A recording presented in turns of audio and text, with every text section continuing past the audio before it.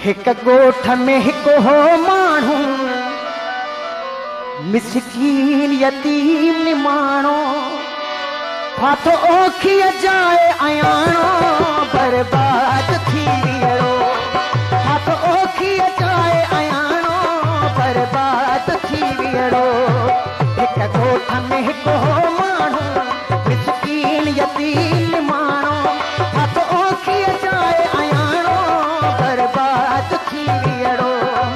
फाथो ओखीअ जाए अयाणो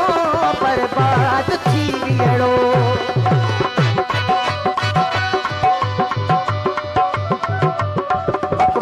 फरमाइश गुलशेर ओठो मुकीम ओठो हकीम ऐं शौकत अली फरमाइश ॾाढो काह पठे में ख़ुशि हो सुख सां पे पेट गुज़र थियो ॾाढो काह पठे में ख़ुशि हो सुख सां पे पेट गुज़र थियो न को उभिरे लथे जी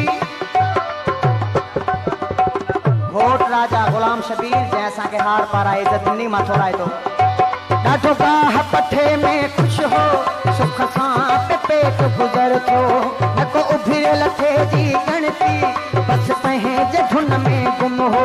हिकु ॾींहं जो हिकिड़ो माण्हू मिलियुसि उन माण्हूअ ॾाढो कुर्ब ॾिनुसि दिलि ॾेई वेठो चयो अहिड़ो बर्बाद थी वियो दिलि ॾेई वेठो चयो अहिड़ो बर्बाद थी वियो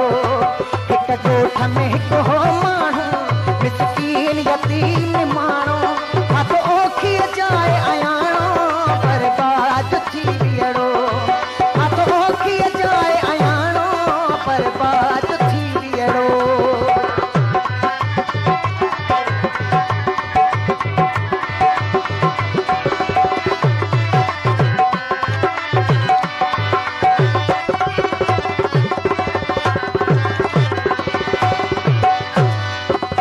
इश्क अजब आज़ार अजब हिन इश्क सदो किरदार अजब न गरीब ॾिसे न अमीर ॾिसे न तवंगर ऐं को अमीर ॾिसे न को ओढ़ो ॾिसे न को जवान ॾिसे न ज़ाहिद को इंसान ॾिसे दुनिया खां ई बेज़ार करे ऐं अलॻि थलॻि घर बार करे हर दिलि में नथो पर घर ठाहे जंहिं दिलि में हिन जो घर आहे सा दिलि त दुनिया खां धार अजब सा दिलि त दुनिया खां धार अजब हू हो पखी परदेसी परदेस वियो उॾरी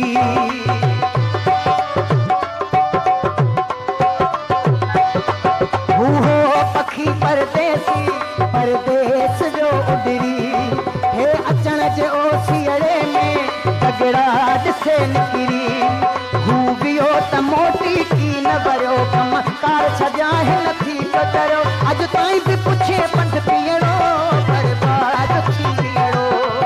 अॼु ताईं बि पुछे पंध पीअणो बर्बाद थी वियो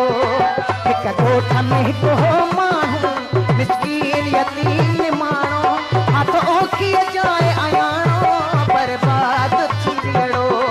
हथ ओखीअ जाए अयाणो बर्बाद थी वियो